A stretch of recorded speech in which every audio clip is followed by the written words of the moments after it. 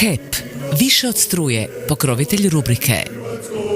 U tokijskom Kodokan Judo institutu ova borilačka vještina se i danas podučava na isti način kao i na svojim počecima krajem 19. stoljeća, kada je utemeljitelj juda Jigoro Kano započeo svoju misiju u malom budističkom hramu.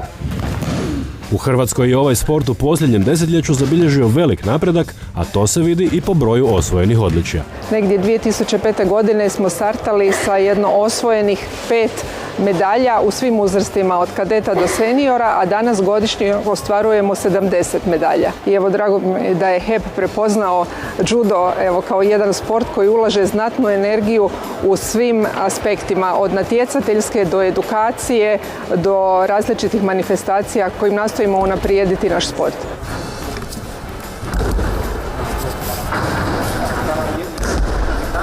Na Grand Prixu održanom u Zagrebu triumfirala je naša olimpijka Barbara Matić, osvojivši zlatnu medalju. Prvo sam bila 5., pa 3., pa godina pauza zbog ozljede i evo napokon zlato pred domaćim publikom, stvarno super osjećaj.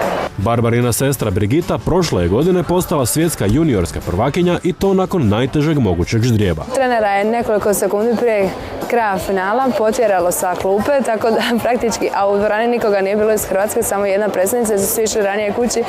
Onda sam pomalo tužno proslavila tu zlato, malo sa onom pognute glave bila, nisam se smješkala i to kako bi inače.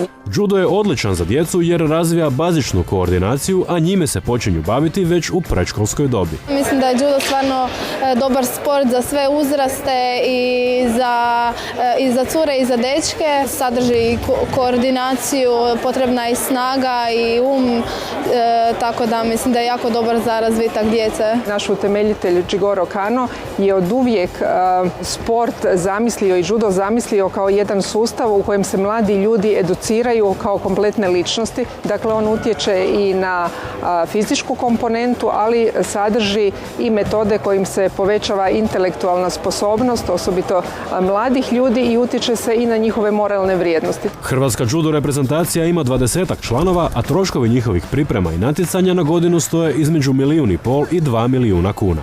Do rezultata bi mnogo teže stizali bez pomoći prijatelja sporta. U sportaše smo i u onim manje lijepim trenucima kad naporno treniraju, kad se ozljeđuju, pa naravno i u ovim lijepim trenucima kad donose odličja i predstavljaju našu zemlju širom svijeta. To smo pokazali našom posljednjom kampanjom HEP Prijatelj sporta, koja je doživjela izuzetno velik uspjeh i van granica naše države. A na snimanju HEP-ovog videospota odlično se zabavila i mlada judašica Tihea Topolovec, koja kaže da se osjećala kao filmska glumica. Pa odlično je iskustvo, da tad se nikad nisam snimala ni za ništa, pa je odlično. Našim judašicama želimo još mnogo uspjeha u karijeri, začinjenih ovakvim zabavnim trenucima. HEP, više od struje, pokrovitelj rubrike.